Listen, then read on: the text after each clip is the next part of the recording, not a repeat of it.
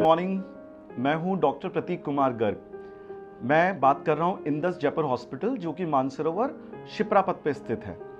मैं endoscopic skull base, ENT मतलब कान नाक गला और गले का मुंह का कैंसर रोग विशेषज्ञ, head and neck cancer specialist हूं। और मुझे प्रैक्टिस करते हुए 12 साल हो चुके हैं। 12 साल से मैं सर्जरीज कर रहा हूं और अब तक मैं करीब 12,500 से ज़्यादा ऑपरेट कर चुका हूं। तो आज हम ईएनटी, कान नाक गला और कैंसर से जुड़े हुए कुछ बातों पे बात करते हैं। सबसे पहला, कान में मैल। बहुत सारे लोग आते हैं कि सर कान में मैल कितने टाइम निकालना चाहिए, कब कब निकालना चाहिए, कितना अंदर तक हमें ईयरबड को इंसर्ट करना चाहिए। तो लेट मी टेल यू, जो कान है हमारा, बाहर से जो आपको दिख रहा है, जो कैनाल होती है, रास्ता होता है, पर्दा और आउटर कान के बीच का स्पेस, वो स्पेस करीब 24 mm होता है, जिसमें से मैल सिर्फ बाहर के 8 mm पे ही बनता है। That is only 8 mm। ये हम हैं जो ईयरबड यूज करते हैं और उस मैल को अंदर पर्दे की तरफ पुश कर देते हैं। सो मार्केट में बहुत सारी ड्रॉप्स आती हैं जो कि आप ईएनटी में कंसल्ट करके प्रेस्क्राइब करा सकते हैं। वो ड्रॉप्स जनरली जमे हुए मैल को मेल्ट कर देती हैं और उससे वो मैल धीरे धीरे बाहर आ जाता है। बट स्टिल, अगर आपको लग रहा है कि हमें घर पे कान खुद से क्लीन करना है, आइडियली तो नहीं करना चाहिए ज़्यादा, बट फिर भी आपको करना है तो मेक श्योर आप 8 mm से ज़्यादा अपना ईयरबड जो है अंदर इंसर्ट ना करें, क्योंकि आप क्या करेंगे, जनरली उस मैल को अंदर पुश कर देंगे और कहीं ना कहीं ट्रॉमा का चांस रहेगा। दूसरा मिथ आता है ईएनटी के लिए, कान में मैल के अलावा मवाद बनना। बहुत सारे लोग होते हैं, अड़ोस पड़ोस में सुनते हैं कि 5 साल से कान में मवाद आती है, बीच में आती है, बंद हो जाती है, कभी कभी बदबू भी आती है, कभी कभी ब्लड भी आता है। सो मैं आपको बताना चाहता हूं, कान में मवाद अगर आ रही है तो आपको सबसे पहले जो भी आपके नियर बाई ईएनटी कंसल्टेंट है उनसे एक बार दिखाइए, दूरबीन से जांच कराइए। अगर पर्दे में छेद है तो बाहर का जो इन्फेक्शन है वो सीधे कान में पर्दे के छेद से होता हुआ अंदर जाएगा। अंदर जाएगा तो अंदर की जो हड्डियां हैं, नसें हैं, वहां पे भी वो सूजन करेगा, इन्फ्लेमेशन करेगा और एंड रिजल्ट क्या होगा, हमारे जो कान की हड्डियां हैं वो भी खराब होंगी, नसें भी खराब होंगी।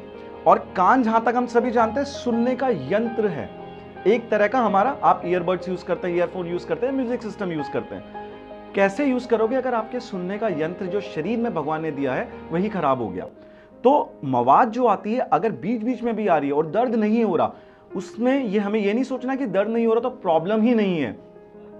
अक्सर बीमारियां ज्यादा डेंजरस वही होती हैं जिनमें दर्द नहीं होता, जैसे कि डायबिटीज, शुगर की बीमारी में कहीं दर्द देखा है, कोई गांठ देखी है? नहीं।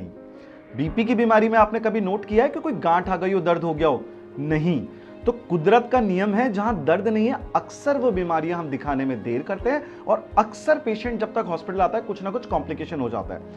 और आज के टाइम पे कान में अगर पर्दे में छेद है या फिर हड्डी गली है या उससे भी ज्यादा बीमारी है, दूरबीन के ऑपरेशन आ गए जहां पे हम कान में बिना कोई चीरा लगाए, पीछे जो चीरा लगता था वो टोटली अवॉइड कर सकते हैं।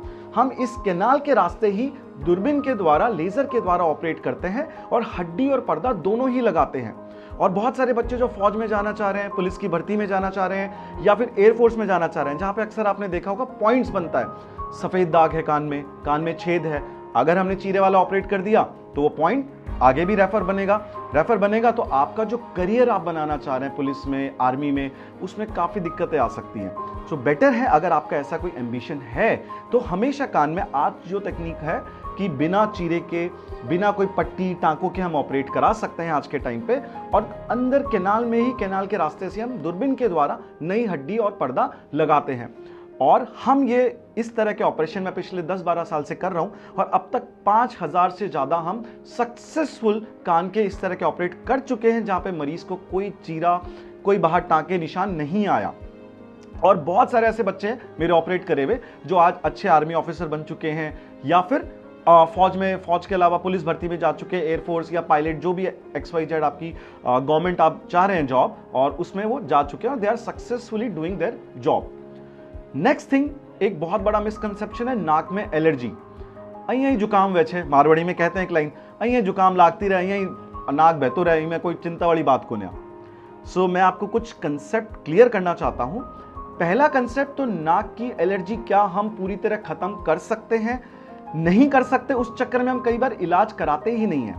सो अभी जो कुछ तकनीकें आई हैं ऐसी, जिसमें हम जो एलर्जी की नस है उसको भी हम थोड़ा उसकी जो ओवर एक्टिविटी है उसको थोड़ा ठंडा कर देते हैं, शांत कर देते हैं। तो एलर्जी का लेवल हमने कई सारे केसेस स्टडी किए हैं, कई सारे पेशेंट जो कि सीवियरली एलर्जिक हैं, बार बार नाक में बंद होना, जुकाम आना, सर दर्द रहना, फिर धीरे धीरे क्या होता है चेस्ट में कंजेशन होने लग जाता है। ऐसे पेशेंट अक्सर अस्थमैटिक बनने की प्रोबेबिलिटीज इनमें बढ़ जाती है, क्योंकि जो प्राणवायु ऑक्सीजन है वो लोगे कहाँ से, नाक से।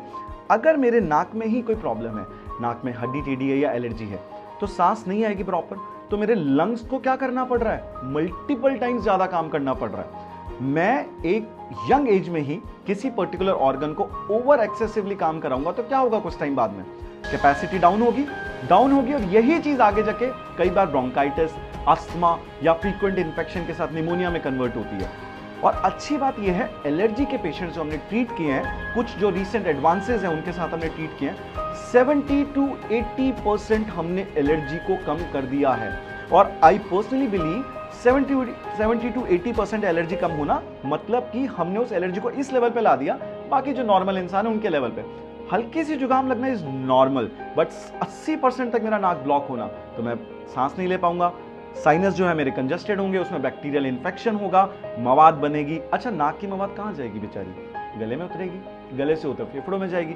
सो अल्टीमेटली क्या हुआ, हमने एक गंदा पानी या इन्फेक्शन का रिसोर्स लेके रखा है हमारी बॉडी में, जो धीरे धीरे हमारे गले में, फेफड़ों में, लंग्स में या आसपास हार्ट के पास में इन्फेक्शन पहुंचा सकता है।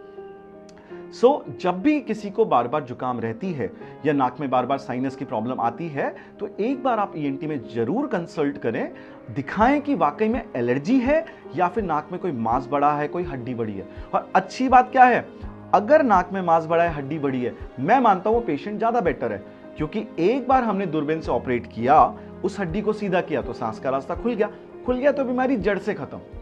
एलर्जी जड़ से खत्म नहीं होती है, पर 80% हम उसको भी रिड्यूस कर सकते हैं। तो आप जो अब तक प्राणवायु के अभाव में जी रहे हैं, घुट घुट के बाइक पे जा रहे हैं तो आंखों में पानी आ रहा है या थोड़े में सर भारी रह रहा है, फ्रेशनेस फील नहीं हो रही है, तो this is not normal, you may have some pathology into your nose. तो आप अपने ईएनटी सर्जन को दिखाइए, चेक कराइए। और इस चीज में भी हमने कई ऑपरेट किए हैं, सक्सेसफुली हमारे पेशेंट्स एलर्जी के सिम्टम से 80% तक निजात पा चुके हैं। प्लस जिनमें मांस बड़ा है, नाक की हड्डी टेढ़ी है, साइनस की प्रॉब्लम है, ये सभी ऑपरेशन हम दूरबीन से करते हैं, तो बाहर चेहरे पे कोई निशान, कोई घाव, कुछ नहीं आता। और हॉस्पिटल स्टे हमारा 2 दिन का ही रहता है।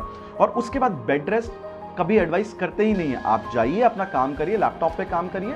कुछ प्रिकॉशंस होते हैं, जैसे बर्फ की चीज नहीं खाना या फिर धूल मिट्टी का एक बार डायरेक्टली नाक में एक्सपोज नहीं लेना हफ्ते 10 दिन के लिए। उतना सा हमारा जो एक परहेज जिसे बोलते हैं वो रहता है। अदरवाइज हम विदाउट एनी बेड रेस्ट हम इजीली हमारे काम पे 2-3 दिन बाद लौट सकते हैं। एक हम बात करते हैं, कैंसर बहुत ज्यादा बढ़ रहा है। बहुत सारे पेशेंट आते हैं, कईयों के जिनके वाकई में घाव है, वो तो दिखाने में बहुत देरी करते हैं, लापरवाही बरतते हैं। कुछ जो वेल टू डू फैमिलीज से हैं, छोटा छाला भी होता है, 5 दिन में नहीं भरा तो उनके दिमाग में एक डर आ जाता है, सर कैंसर तो नहीं है, एक बार जांच करा लो, एमआरआई करा लो, सिटी स्कैन करा लो। तो मैं आपको 2-3 पॉइंट बताना चाहता हूं, ताकि आपका जो डेली लाइफ है उसके अंदर आपको काफी हेल्प हो सके। पहली चीज, मुंह में छाले जरूरी नहीं है कैंसर ही हो।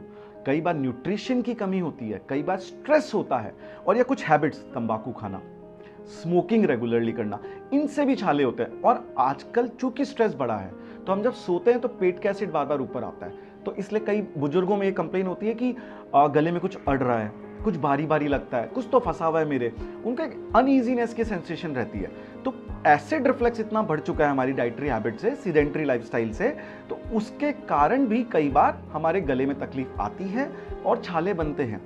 अगर कोई छाला 15-20 दिन कंटिन्यू दवाई लेने के बाद भी ठीक नहीं हो रहा है, तो हम एक बार डाउट में आ सकते हैं कि एक बार हमें किसी कंसल्टेंट, किसी सर्जन को दिखाना चाहिए जो कि बिल्कुल एक्सपीरियंस्ड है, और उनको दिखा के अगर जरूरत पड़े तो बायोप्सी करनी चाहिए उस छाले की, ताकि हमें मालूम चले कि वाकई में वो कैंसर है या नहीं है। कुछ और पॉइंट, हम कैसे सोच सकते हैं कि हमें कैंसर होगा या नहीं होगा।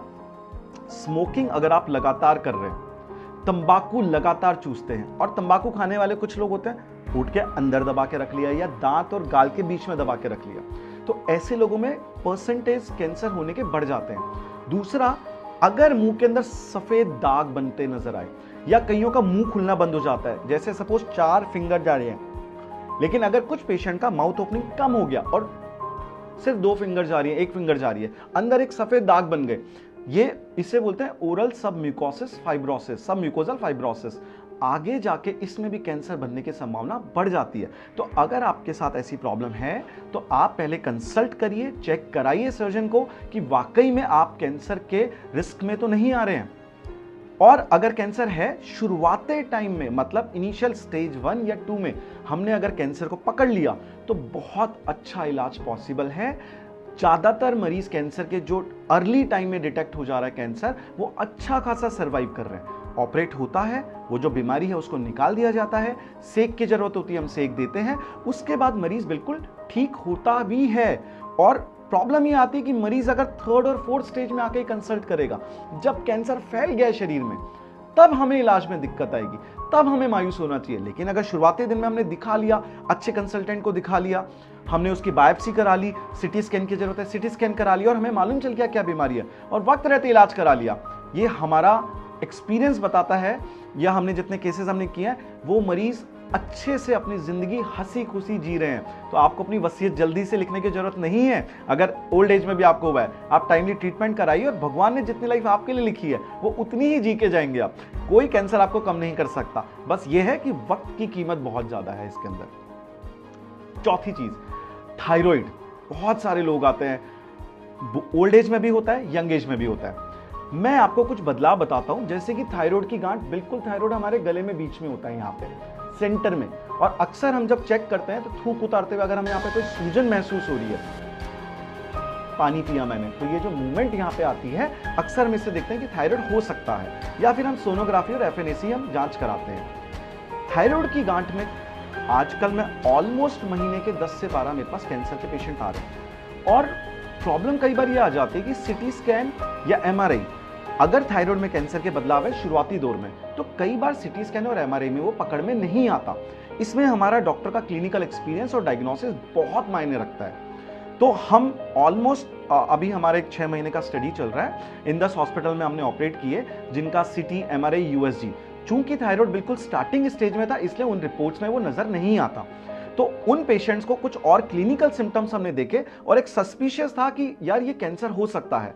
हमने पेशेंट और उनके रिलेटिव को एक्सप्लेन किया कि चांस है, प्रोबेबिलिटी है, तो आप चाहें तो हम कैंसर मान के जो जरूरी जितना हमें टिश्यू निकालना चाहिए हम उतना निकालेंगे। फायदा ये होगा कि आपको दोबारा ऑपरेशन कराने की जल्दी से जरूरत नहीं पड़ेगी।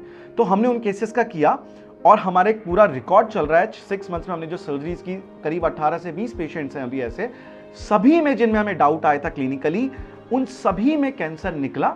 और सबसे अच्छी बात थी, हमने जब इलाज उनको समझा कि और पेशेंट ने हमारी बात को समझा, माना उसे, हमारी एडवाइस को फॉलो किया, उन सभी पेशेंट का कैंसर पहले ऑपरेशन में पूरी तरह निकाल दिया गया।